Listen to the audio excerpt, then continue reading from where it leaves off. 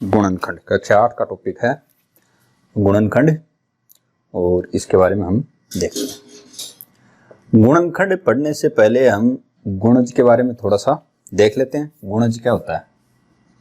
गुणज एक उदाहरण लेते हैं, जैसे कोई संख्या 2, 4 और 3, इनको आपस में गुणा करते हैं। 2 को 4 से गुणा किया 8 और 8 को 3 से गुणा किया 24, यानी इसके बराबर क्या रहा है? 24।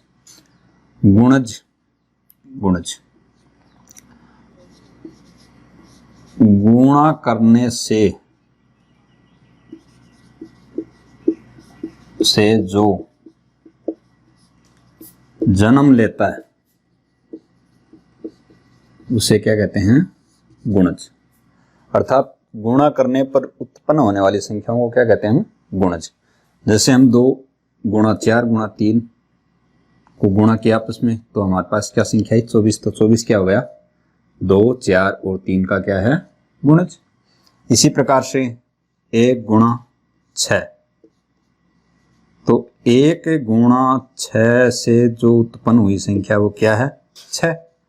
तो 1 और 6 का गुणज क्या होगा? 6 होगा।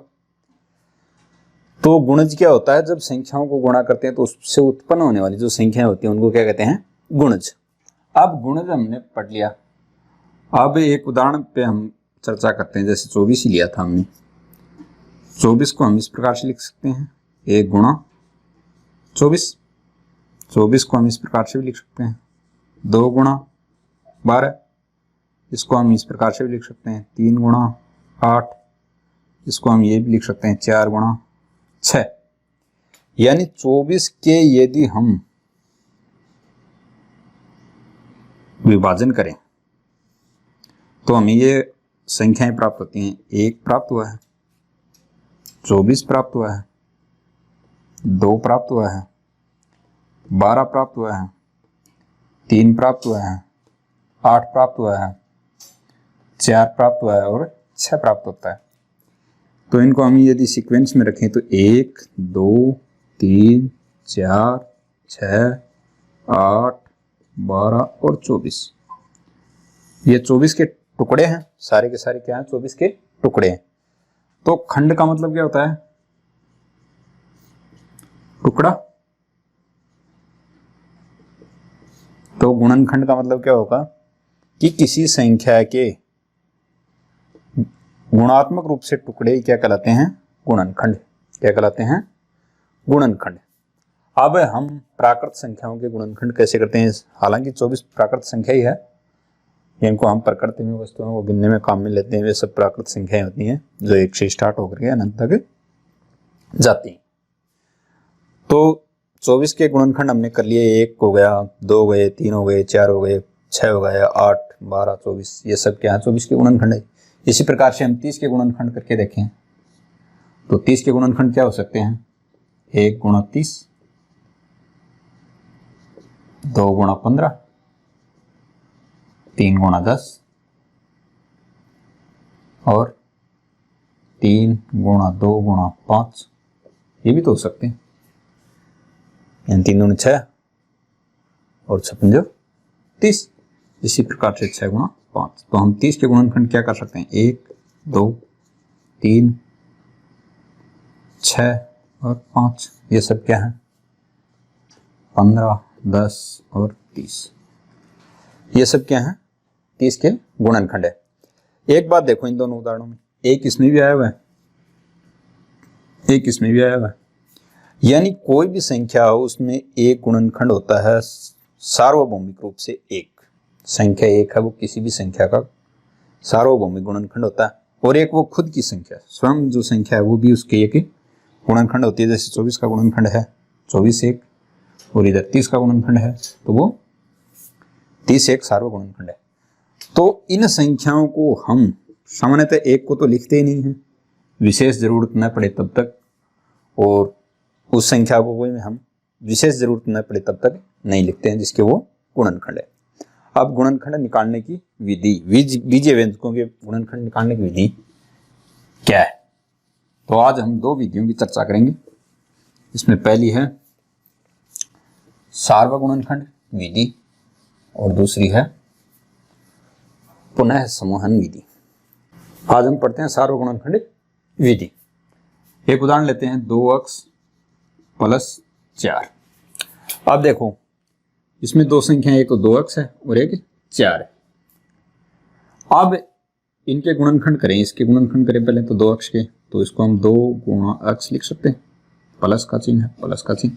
इसको क्या लिख सकते हैं 2 × 2। अब देखो तो 2 इस संख्या में भी है और 2 इस संख्या में भी है, तो हम ये इसका क्या हो गया सार्वगुणनखंड या उभयनिष्ठ गुणनखंड। तो इसको लेते हैं बाहर, अंदर क्या बच गया, इधर तो बच गया x गुणा 1 लिख सकता हूं क्या, बिल्कुल। प्लस का चिन्ह है, प्लस का चिन्ह, इसको लिख सकता हूँ क्या 2 × 1, क्योंकि थोड़ी देर पहले हमने चर्चा की थी कि एक सभी संख्याओं का सार्वगुणनखंड या उभयनिष्ठ गुणनखंड होता है या सार्वभौमिक गुणनखंड होता है। इसको विशेष परिस्थितियों में ही लिखा जाता है, अन्यथा नहीं लिखते हैं। तो इसको मैं मिटा देता हूं, अंदर क्या बच गया 2 × x + 2। तो ये क्या आ गया, एक हमारा किसका गुणनखंड आ गया, इसका गुणनखंड आ गया। इसका गुणनखंड आ गया 2 + x + 2x + 4 का एक गुणनखंड हमें प्राप्त हो गया। उसका एक गुणनखंड तो है 2 और एक है x + 2। तो इसके 2 गुणनखंड कौन से आ गए, एक तो 2 आ गया और एक आ गया x + 2। ये हमारा क्या हो गया आंसर।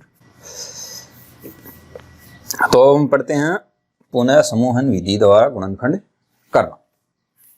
एक उदाहरण लेते हैं 2xy + 2y + 3x + 3। अब देखो ये हमारे पास एक बीजीय व्यंजक दिया गया है और इसका हमें गुणनखंड करना है। तो हम इसको एक समूह बना लेते हैं और इसको एक समूह बना लेते हैं। तो मैं इसको इस प्रकार से लिख सकता हूँ क्या 2xy + 2y, ये एक समूह बन गया, प्लस का चिन्ह, प्लस का चिन्ह, 3x + 3, ये एक दूसरा समूह बन गया। मान लेते हैं ये समूह फर्स्ट है और ये समूह सेकंड है। अब देखो इससे पहले हमने एक विधि पढ़ी थी सार्वगुणनखंड विधि। उसमें हमने क्या देखा था कि जो उभयनिष्ठ संख्याएं आती हैं उनको हम एक जगह कर लेते हैं। अब देखो इसमें क्या है, उभयनिष्ठ 2 है, 2 इसमें भी है, इसमें भी है, यहाँ क्या है y और यहाँ भी y, तो इनको कर लिया बाहर। अब यहाँ क्या बचा x और यहाँ क्या बचा, कुछ नहीं बचा। इसका मतलब है 1 बचा है, क्योंकि हमने पढ़ा था कि प्रत्येक संख्या का एक सार्वभौमिक गुणनखंड क्या होता है 1। वो विशेष परिस्थिति अब आई है, तो इसलिए हमने यहाँ क्या लिख दिया 1। यहाँ यदि 0 लिख देंगे तो हमारा उत्तर गलत हो जाएगा, क्योंकि किसी भी संख्या का कोई भी गुणनखंड 0 नहीं होता है, इसलिए ये 1 होगा। जो सार्वभौमिक गुणनखंड है वो यहाँ लिख दिया 1। अब ये प्लस का चिन्ह है, प्लस का चिन्ह, यहाँ देखो क्या है 3 इसमें भी कॉमन है और 3 इसमें भी कॉमन है, यहाँ ले लिया हमने 3 बार। यहाँ क्या बचा x और यहाँ क्या बचा 1। अब देखो ये समझ में आ गया इतना। अब ये 2 संख्याएं हमें प्राप्त हो गई है। अब इनमें भी सार्वगुणनखंड देखो क्या है 2 x + 1, इसमें भी है x + 1, इसमें भी, तो हम इसको क्या लेंगे बाहर x + 1। यहाँ क्या बचा 2y और यहाँ क्या बचा +3। तो हमारे पास इस संख्या के 2 गुणनखंड प्राप्त हो गए। वो क्या है x + 1 व 2x + 3। ये हमारा क्या आ गया आंसर आ गया। तो इस प्रकार से हम पुनः समूहन विधि द्वारा भी गुणनखंड कर सकते हैं।